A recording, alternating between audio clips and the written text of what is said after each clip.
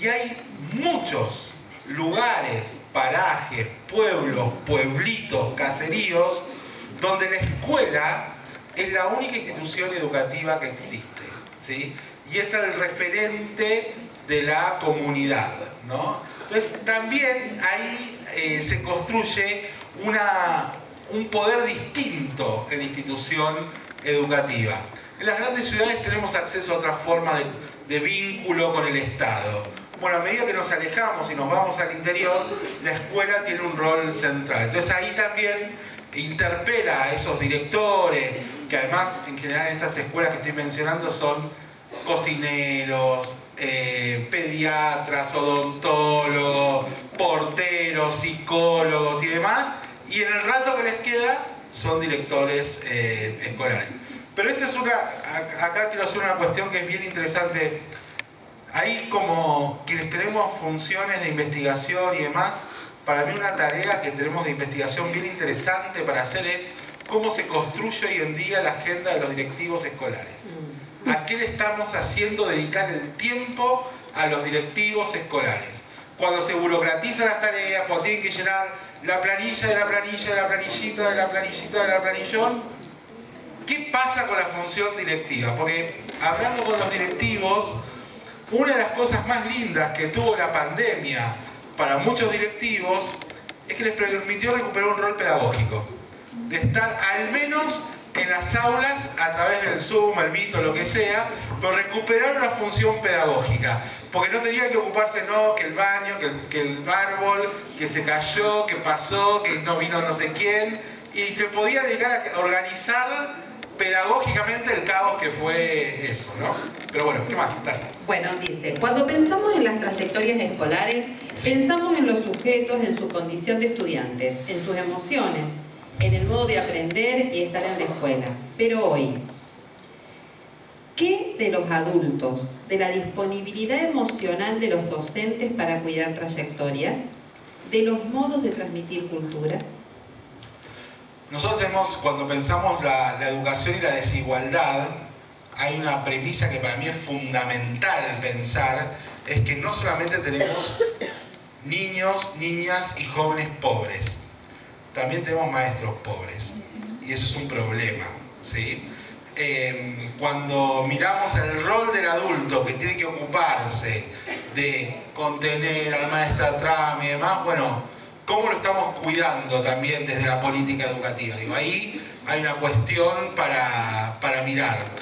Porque también como adultos somos parte de esta sociedad, ¿sí? Fragmentada, desigual, instagramiable, que busca felicidad instantánea. Y animarnos a un proyecto de formación, incluso como adultos, nos cuesta, ¿sí? Digo, a empezar una carrera, cuesta. ¿Por qué? Porque es un proyecto a largo plazo, en un horizonte de sociedad que no sabemos. Yo estoy tentado de ver qué medidas anunció el ministro de Economía que iba a anunciar hoy en la mañana, y como estoy acá hablando todavía no vi, pero quiero ver si va a haber o no. Digo, esta cuestión de lo que nos pasa como sociedad tiene que ver, nos interpela también nuestro rol como docentes, porque es muy difícil enseñarle a otro a que todo tiene sentido cuando las cosas también como adultos a veces pierden un sentido. Entonces ahí tenemos que también dedicarnos, bueno, esto que ustedes están haciendo, dedicarse a la formación es muy valioso. Yo espero al menos haberles generado al menos una idea, alguna pequeña, mínima pregunta que los lleve a querer leer un poco más, querer interiorizarse sobre algo de todo esto, digo, porque cuando animarse y dedicarle tiempo a la formación es difícil, ¿sí? Lleva mucho tiempo, lleva recursos personales. Digo,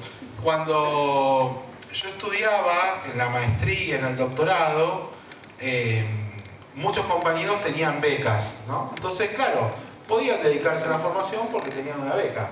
Los que teníamos que trabajar, llegábamos siempre tarde a clase, ¿sí? Yo en ese momento, que era tutor de una escuela, si había una pelea de padres y alguno se olvidaba al chico, no, yo llegaba tarde a clase, pues el problema de esa familia, ¿sí? Porque estaba con el pibe ahí y yo no me podía ir, no se lo podía dejar a los del otro turno porque se lo iban a dar a cualquiera, además, porque no tenía ni idea, el delivery íbamos a llegar, digo, pero yo llegaba tarde porque tenía que laburar, ¿sí? Eso también nos interpela como adultos. Esta instancia que ustedes tienen de poder tener una instancia de formación, de discusión, con perspectivas diversas también, porque yo hablo de algunas cosas, Ana va a hablar de otras, digo, otros van a hablar de otras cosas, tienen talleres, digo, eso es muy valioso y creo que hay que aprovecharlo mucho, porque es un momento de parate, ¿no? De no estar en el aula interpelados por lo inmediato y pensar un poco, ¿no? Y pensar nuestro rol docente.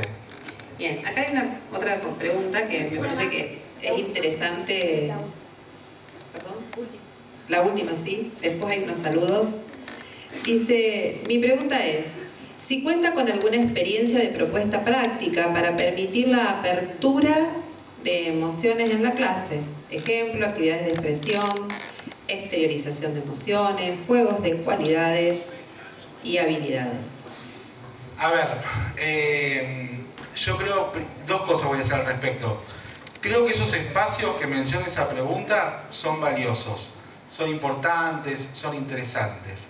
Pero hay algo del quehacer cotidiano del docente que tiene que abrir el lugar a la emoción, a los sentimientos. Afectuoso de querer que el otro aprenda es fabuloso, ¿sí? Cuando yo estoy convencido de que ese otro tiene derecho a aprender y que yo tengo la posibilidad de enseñarle. Bueno, ahí hay un canal que se abre.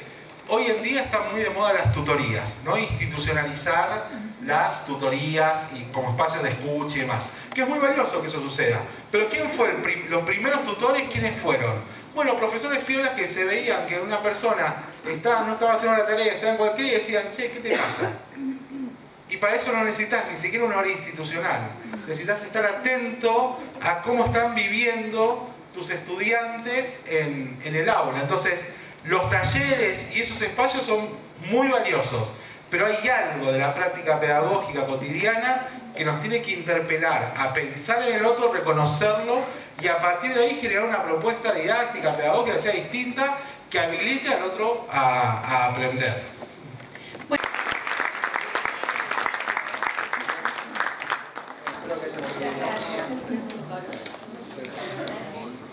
Muchas gracias. Ay, dale, sí.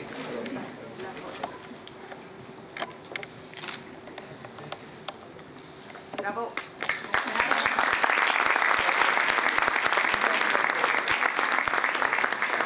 Les recordamos que, como todos los años, los libros del doctor Pablo García, como de los demás disertantes, se encuentran a disposición en la muestra de editoriales y librerías que se encuentran en la carpa estructural.